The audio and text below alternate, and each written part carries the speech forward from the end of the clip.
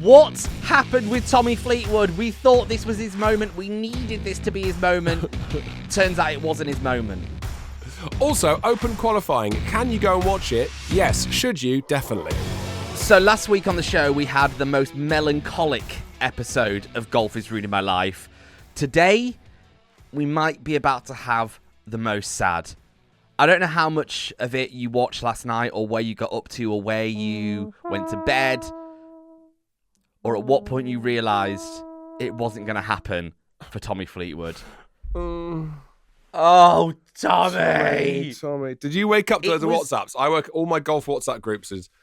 They just kicked off overnight. They kicked off. It was like, you know when you get rubbish Happy Christmas messages on WhatsApp? You know when people send rubbish messages? Can we have I know this is slightly tangential, but WhatsApps at Christmas that say Happy Christmas on Christmas Day, don't do that.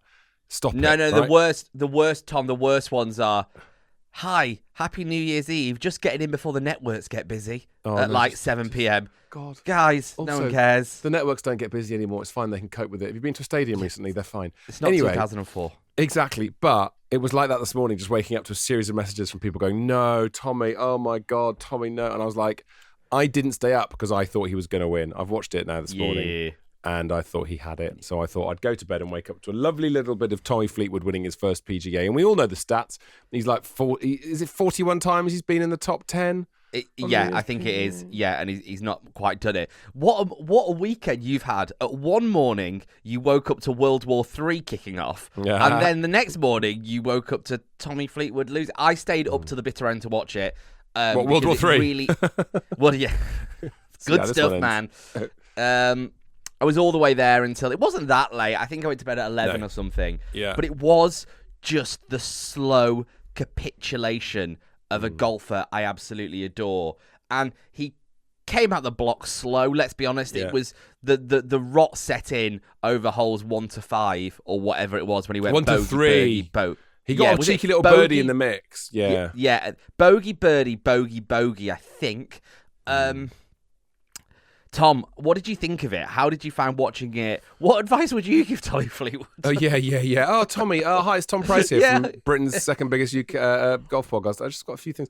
No, I think that I had a whole thing ready. I was thinking about this yesterday, and I had a whole thing ready where I was going to say, it's so good watching Tommy win because it reminds all of us. I don't think we do this enough. We don't look at what pro golfers have done and go, what can I learn from that? Because obviously they're superhumans and we're nowhere near their talent levels, of course. But the rhythms of it and the psychology of it, you can still pick up stuff. And I was going to do a whole thing about it really proves if you just keep going and da-da-da-da and, and all that stuff. And it's like, Tommy, you've really ruined that speech that I had ready. I don't know, man. He choked. There's no other way to put it. But he also, to be fair, Keegan Bradley did hold quite a long putt for birdie. Yeah, Keegan Bradley had a really good round. And I don't think us as golfers in Europe can have the Rory story and the Fleetwood story in 1 year. We don't deserve that. Golf can't be that kind to us to give us those two moments. Yeah. So it was always maybe bound to happen. I don't want to just repeat what they said on the commentary, but I do think there was a lot of truth in it. Like in the build-up, they said that what Tommy always seems to do on a Sunday over the last 40-something times this has happened is he doesn't attack enough and he leaves all those putts short. And as soon as I heard that, you watched it play out in front of you. These short putt after short putt, and then you could tell he was like, I'm not leaving this one short. So then went 5 foot past. It was all so nervy. The chip on 18, when all he had to do was Keegan ended up getting a birdie, didn't he? So he'd have had to birdie it. But just a par would have taken it to a playoff hole and given him an extra chance. Yeah, and I wonder if Bradley would have held that putt. Do you know what I mean? If Fleetwood had it, Bradley would have had to think, I've got to hole this to get the playoff. I doubt he would have held that. I think the psychology of knowing, oh my God, if I hold this, I can win the tournament. That just would have given him a 1% extra edge, probably. But hold on, that putt wasn't hard, was it? I mean, it would be difficult for me. But what was it? 8 foot, maybe? Yeah, it wasn't 7 massive. foot. Yeah, it was. It wasn't crazy. Like when he peppered the green with that chip, my brain was instantly, okay, he's birdied this. That's a very makeable putt for a pro. But I think you are right. Put the scenario of you have to get this for a playoff. All of a sudden, it's a different scenario. Yeah. And it must have been difficult. watching Tommy walk down 18 and seeing how USA, the well, that's crowds interesting, were. isn't it? Yeah, there was a strong Ryder Cup vibe. I wonder. Oh God, Tommy's going to have to go away and do some. He's going to have to do some recovery from this, and I hope that he comes back stronger. I know that's a cliche, but Rory did it after the US Open last year, and I hope that he can do, because he's such a classy player. But one thing that does bode well, I think he's going to be one to watch for the Open this year. That feels like a story, doesn't it? He's going to be in the mix, and people will talk about the time he was at the Travellers with 1L. Because it should be 2 L's on that word. And I thought that while watching it. I did think that yesterday, and my spelling's god awful. And even I was like, there's an L missing here, isn't there? Yeah. There's also a very good time travel series on Netflix called Travellers, which was very, very good indeed. And we used to call it Travellers with 1L. Anyway, but I think Tommy Fleetwood will be one to watch at Portrush. But I also think this is for God's sake, he's playing effectively against the Ryder Cup captain. It is a good testing ground for the Ryder Cup. However, it's one in which he did not triumph, but maybe the pain that he's going through today, and he will feel like... Can you imagine how you'd feel, Tom? Can you imagine? I can't. Do you know what? All credit to Tommy, because he's such a classy golfer. He went and did the presser afterwards. I mean, we know so many golfers... Morikawa, take note.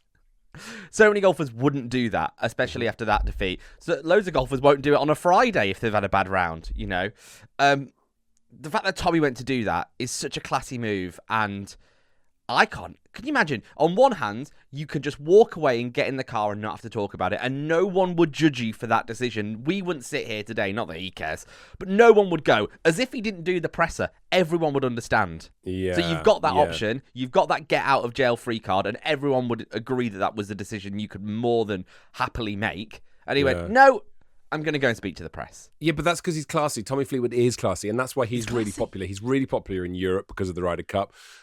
He's still really popular in America. They like him in America. And the USA stuff, you get the feeling when that's happening, that's part of the sport. That's okay. That's part of it. They don't hate Tommy. They're not booing at the top of his backswing. No. I did feel, though, interestingly, watching the Travellers with 1L, did you think it was quite a boozy crowd? When I was watching bits of it early on, I was like, God, they're quite shouty. Yeah.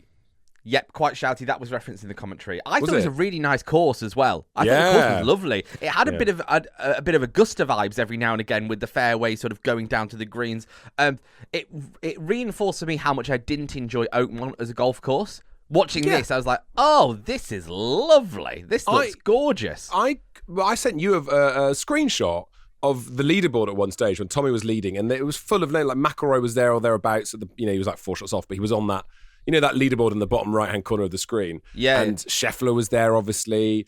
And I sent you a screenshot saying that's the leaderboard we wanted at the US Open. The USPGA and the US Open, I can't remember two less inspiring and more boring golf majors in history.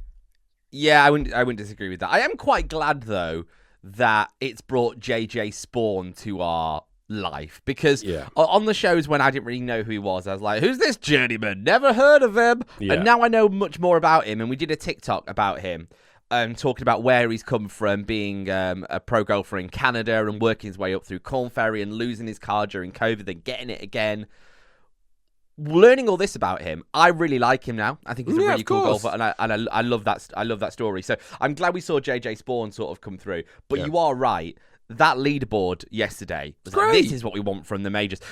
Was there a moment, because I was sitting there watching it with Em, my wife, and we can only get golf on the TV if there's a chance she can put a bet on, right?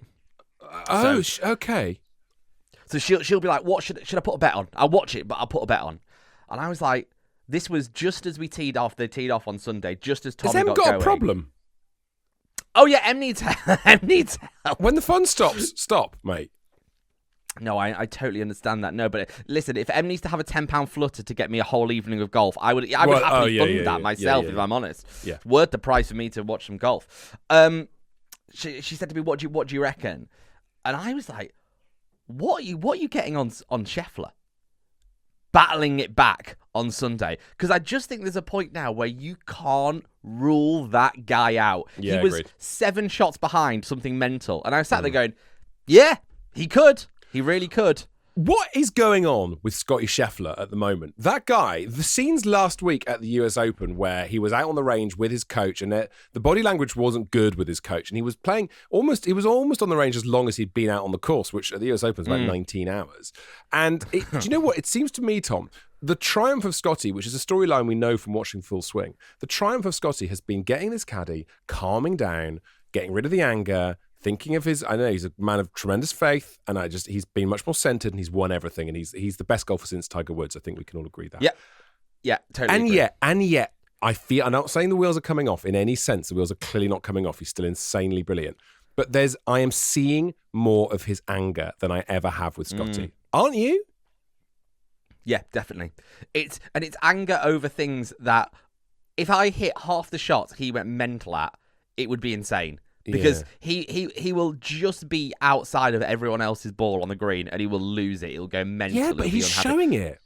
He's showing it. Yeah, there is something in that. I want to know, because you would have been watching when Brooksy had his moment of really taking over golf. This was in my sad gap in golf. Yeah. Junior golfer and coming back. But the Price, gap wedge. I think you were still there. Yeah. The gap wedge is. How dominating was Brooks at that time? Do you remember it? How did it feel? No, not anywhere near this. Not the way that Scottie Brooks would be on leaderboards and you'd go, yeah, he's really good and he might come through, but there's something about Scottie which is like a shark entering your swimming pool in the sense of how much of a danger and a threat he is to all the other competitors. You see that name. And what I love about Scottie, which I'm not sure Brooks did in the same way, is he doesn't necessarily come out the blocks with a 7 under on day one. He goes 2 under, 3 under, 4 under. And suddenly you're like, well, he's one off the lead. He builds really slowly. He doesn't do... And listen, I'm never going to criticize Rory, but you do tend to notice with Rory, it's more extremes. Rory will shoot at 63 and then he might shoot at 75 the next day. There's more ups and downs with players like Rory, still mind-bendingly brilliant. But Scottie, you do feel like he just goes, he's just more pathological almost, like a machine. Yeah. I just worry about the statement of he's the next Tiger or we've not seen this since Tiger, because I don't know how many times since Tiger people have said that about players. Whether like Brooksy had a moment where people are like, it's the next Tiger, and Colin Morikawa had a moment where he's the next Tiger. But I agree with you. With Scheffler, it does feel like we haven't seen a domination of the sport like this in a really long time. I think it's widely accepted we haven't seen a domination like this since Tiger. I'm not saying he's as good as Tiger. I don't think that would be a complete stupid statement to say, but I don't think we've seen the domination. And in terms of, sometimes you just get to the end of the season and you look at what he's done over a season and it's, it is a dominance in terms of consistency over multiple tournaments. Whereas someone like a Brooksy back in the day would appear, punch through, and then wouldn't necessarily be that amazing over the whole season. But the way Scottie has... Also, was it last season where he won like the first 4 events or something mad? Like he was just winning it. The other thing to talk about very briefly, Victor Hovland going off with a neck injury. That's worrying. I hope he's okay. Yeah, that was called as well. Great work from, I think it was it Radar? Someone who was on the course on Sky. Saw him hit a drive and went, there's something not right with him. It was amazing. Wow. He called it instantly from the swing. Went, there's something not right with him. And then he hit a bit of a dodgy iron, and then he hit another drive a bit dodgy, and he was like, yeah, there's something absolutely not right with him. Next thing we got, it's incredible. Next thing was he's retired. Which is really, really sad, because he's obviously one of our mates. Obviously, we're on the WhatsApp group sending our best. Have you said anything on the Ping WhatsApp group? Because I know Radar's a Ping guy. Is he on Radar's on the Ping WhatsApp group, isn't he? He just does voice notes. I can't bother to listen to them. They're so long. No. I sent a little GIF to Victor last night. Just like, hope you're good. One of those. Yeah. He liked it, so I think it was the right thing to do to get to come off like that. I would say though, Victor's back on form, which is really exciting to see because I love it. What I find really interesting, like when there's a video I think it's in Full Swing where Butch is giving someone, maybe it's Fowler, lessons, and the way that pro teachers see stuff in a pro swing and go, yeah, you're pivoting too early. Do you know what I mean? The way they see this minuscule details, it's like, I just look at it and all I can see is just a series of movements. The way they can spot stuff, I find fascinating. Like, how would you get to that level where you go, yeah, I can see your right shoulder's dropping too soon? Like, how'd you see that? I can't fathom that sort of stuff. No. I'm so bad with that sort of thing. If people are like, this is why I know what I want to do in golf. Like I was playing on Saturday and I was playing with a guy called Danny from my golf club, who's a great golfer. I think he looked at going pro for a while. Wow. He's the head of membership at my place, right? And he got a hole in one on a play-in the other week. He's playing some guys in, got a hole in one. That's really off-putting. Mad. And the way he strikes the ball, he just has that different thing that you know when you play with a really good golfer and the ball strike is just something else, and it's just all compression, and it's this like fizzy iron. And there's a moment where you've got normal golfers who can get it about a bit, and then you've got the fizzy iron guys, and then the next level. And I know what I need to do to do that. I just can't get my body to do it. Well, so listen, how a coach can see something in a pro swing and go, margin calls like that, I just don't know how you do it. It's unbelievable. Listen, let's have a moment to look at some products, right? Congratulations, I suppose, vague congratulations to Keegan Bradley for winning the Travellers with 1L. But we should move on, Tom, because I know you had a good round on the weekend and we should talk about your round of golf. We should really do that. That's kind of more important than Tommy choking. So much more important. But first, products. Welcome back to the Monday edition of Golf is Ruining My Life. We're slightly sad because of Tommy Fleetwood, but we're slightly happy because I shot a 12 over in a competition. I mean, it's mad, this. This is really good, and this is really inspiring for all of us because you have been shooting these rounds. You've been shooting 91, 92 every single time, but knowing you're playing well. So this was coming. Yeah, I've had two really good things happen since we last spoke in my golf. I play a Thursday competition at my place every single week, and I was 3 over on the front nine. Oh. And it was one of those rounds, I know we say this, and it's sort of hard to put it into action what this means, but it was one of those rounds where it all just felt so easy. Everything was down the middle. My approaches were either just on the green or just off, and I was chipping and putting. Tom, I chipped in for a birdie on a par 3. Love that. Love that. It's such because when you go towards the chip, especially when you're doing a card, you go towards that chip, and your brain, certainly my brain, is thinking, just try and get a par. Please just get a par, for God's sake. You can't. Oh God, you've got to get up and down here. Come on, you've got to get the par. And then to walk off with a birdie is just like, that's like winning the lottery. Yeah, I'm having a lot of fun with my blacked out ping wedges at the moment because I've got to this thing now where I don't often thin them anymore and have really horrible shots with them. So when I stand behind the ball, I'm confident that I can put a strike on it. You can start to have a bit more fun with it. You're like, okay, so then the greens is the high points there, so it's going to go left to right and whatever. And when you've got that and you can have a bit more fun with it, it all becomes a lot easier. And then you can almost guarantee a par and try and get those chip-ins. Have you changed your technique with your chipping? Yes, I have. Go on. I've okay, how do I explain this? I've had the shaft more upright, so instead of the toe being in the air, the wedge is like flat to the floor basically, and it's a real simple motion, just back and forth, really easy. A putting type motion. Putting-esque, yeah. And I've just taken all the thinking out of it and just made it the club flat on the floor, back and forth, and you can guarantee good connection with it. I've had a really bad time with my chipping this season. I've been the guy clicking his fingers, shouting simmer, just hitting terrible chips, sculling a lot as well off thin lies, off those bare lies. But I played on Saturday for 9 holes, and I've really, similar to what you were describing, just putting a putting-esque motion on it, just getting the shoulders moving and make sure you hit down on the ball. And I'm in a good place with my chipping again, which bodes well for the rest of my game, because I really think, I know the game is built on everything, but chipping is massive. Chipping's so huge. It's when you can get up and down from these places as well. And I had do you know what helped me as well?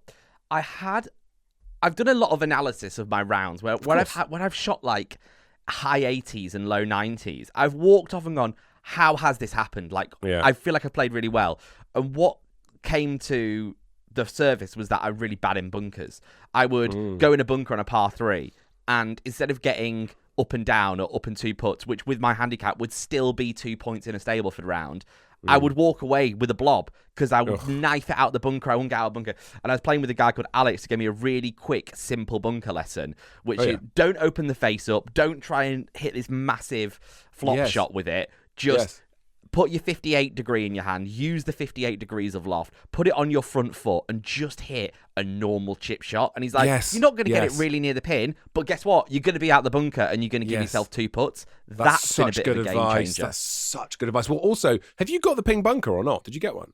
No, I haven't, and I probably should. There's probably a lot of value in me getting the ping bunker. 64 degrees of madness. Honestly, I used it the other day, and it was great. And you can get them close. You can really get them close. They really, really make a big difference.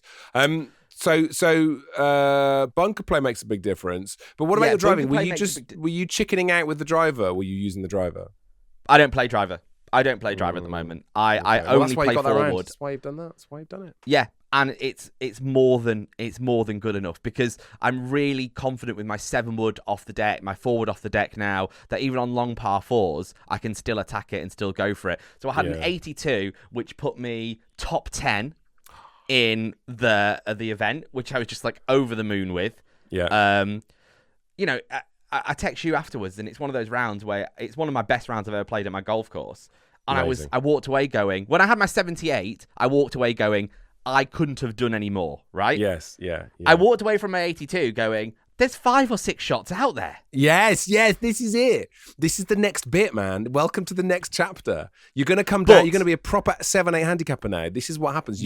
I know that, because I to put it in simple terms, you go from being the scramble single figure to the regulation single figure golfer. I think there's a big difference. I felt myself really shift from that scramble, oh my God, I've shot 8 over, to no, I was on a regulation and I could have shot 4 over.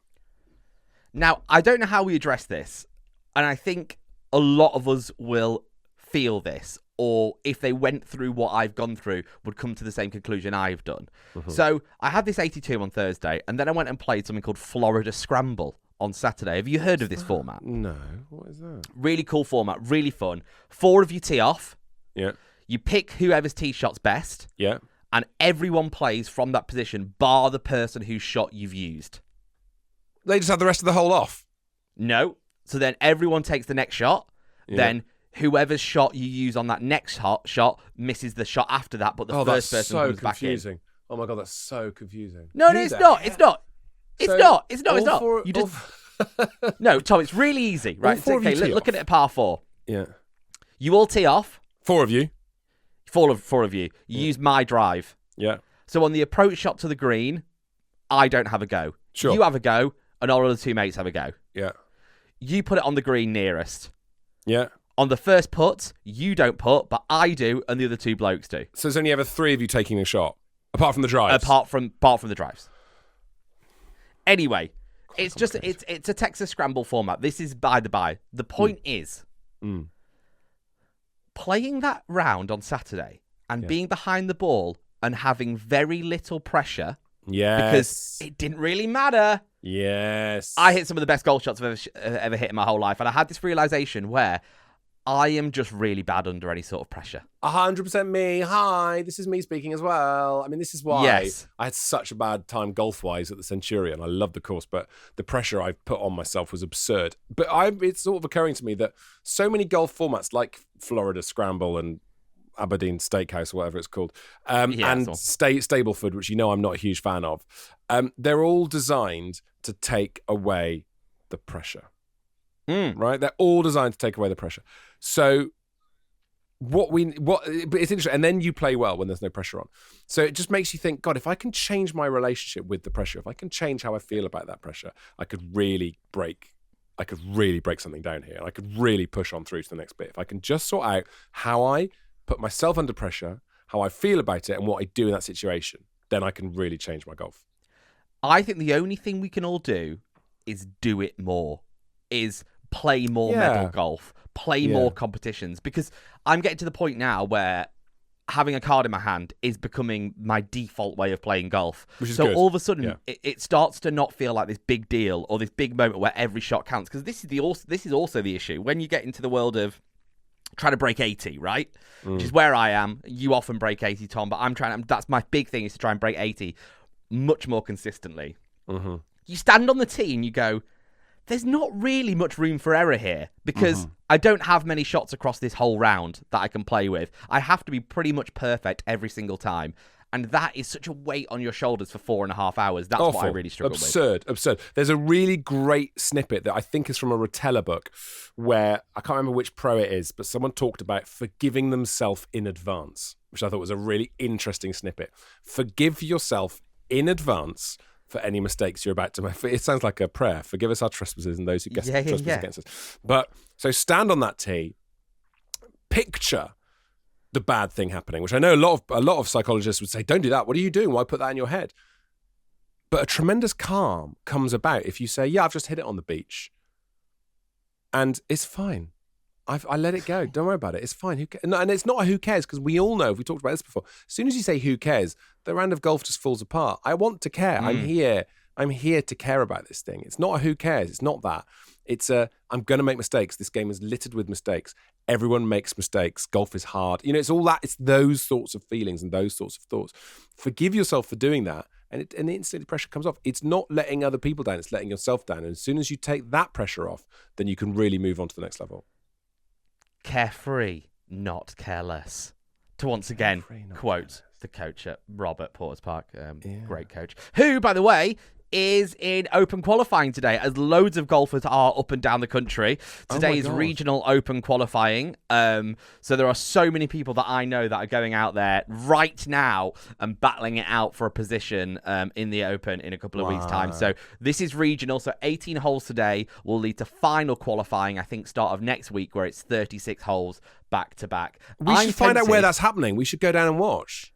Well, of course. Well, I can tell you where it's happening. So there is quite a lot of courses that are hosting regional. I dare say 8, maybe 16 up and down the country. And then I think there's only 4 that do final qualifying. The nearest one to me in Hertfordshire is Moore Park. So if I get a free afternoon, which I think I might, I think I'm going to go and pop down there this afternoon and watch a little bit of it. Moore Park, hang on, Moore Park's got Open qualifying today? It's got regional qualifying today, yes. Oh, mate. Moore Park, and weirdly, then... Slight tangent. My mum grew up in a house that backs onto Moore Park Golf Course. Not very relevant, not very interesting, but I've said it now. It's happened. What, in Hertfordshire? Huh. Good fact. Yeah, there you go, mate. So, but if you are listening to this now, going kick yourself, going, God, I want to go and watch this. Why? Well, don't worry, because next week's final qualifying. So there'll be the golf courses there won't be as many as them, but it will be definitely something worth going to do. 36 holes of golf, blokes battling it out for a position at the Open. Ian Poulter is playing in Open qualifying this year. Is he? I bet, because Justin Rose did it a couple of years ago and qualified, obviously. It was really interesting watching Justin Rose. He was about 42 when he did it, and he absolutely thrashed the rest. He absolutely it was unreal how well he did. So I wonder how Poulter will do. Yeah. That's interesting. And I don't know if you watched any of this, Tom, but I became really enthralled with the Amateur Championship on the weekend. Are you across this? Did you watch any of this? Was that down at Prince's? Yes. Yeah. Yes, I heard about it. Was it on telly? It was on the, I don't know whether, so I ended up watching a bit of the women's last weekend, which was on Sky. The final day was on Sky. I watched maybe Friday coverage on the RNA YouTube channel. It was streamed live on the RNA YouTube channel. Like a proper event, though. The camera work was amazing. The presenters were amazing. The commentary was really good. Oh, I wish I'd known that's just on there. That's brilliant. Yeah, so I watched a lot of that on Friday, Saturday. I don't know whether it ever made it onto Sky, but it ended up being, it's a match play format. So it was just the final day was just 2 blokes head to head, 36 holes. And it was brilliant. Really, really good to watch. And again, like Open qualifying, you just get to walk with the golfers next to them. I you know what? We go on about this. We went on about this last year, saying you should go and watch qualifying, because you will see, you won't see pros, but that's what makes it. As a good golfer, you'll get even more from it, watching people who aren't superhuman, who work hard, and just, you'll see you will learn stuff, basically. You will learn stuff. Yeah, and there's so many great golfers that I love that are doing it today. Like Andy Carter's doing it, a YouTube golfer. I love Andy Carter doing it. I imagine Peter Finch will be doing it as well. Yeah, he will be. Yeah, he's doing great. Open stuff. Yeah. Who else will be doing it? Andy Carter, Peter Finch. Most like your big local pros will be doing it. I imagine James Robertson will be doing it from St Anne's Old Links. I would imagine, because he got to the Open through Open qualifying all those years ago. Love him. Go on, James. Go on, Jimmy R. One to go and watch if you've got a little bit of time this afternoon, if you can sneak off work, or put something in your diary for next week and go and see final qualifying, because that'll be absolutely mega. Do it. All right, listen, that's just about all we've got time for. I hope you've enjoyed my cold today, Tom. I've been holding back coughs throughout this, which has been a total joy. Yeah, good. So it's absolutely fine. Oh, by the way, Crail, back nine of Crail is online right now. Yes. Talking about really good quality golf. Mm-hmm. So we did 3 big videos over in Scotland. We did St Andrews, Crail, and Renaissance. This is the final episode of Crail, and finally I hit some half decent golf balls. That's what I'm going to say. Yes, you do, and finally I lose my rag. So enjoy that, really do. It's what we're all waiting for. So we'll see you next Thursday for the email special, the Toms at golfisruiningmylife.co.uk. Thank you. There are so many good ones that I've been reading that have been coming through. Yes. So the email special on Thursday is going to be absolutely brilliant. Keep them coming in, the Toms at golfisruiningmylife.co.uk, and we'll see you same time next time for more of whatever that was. Okay, all the best.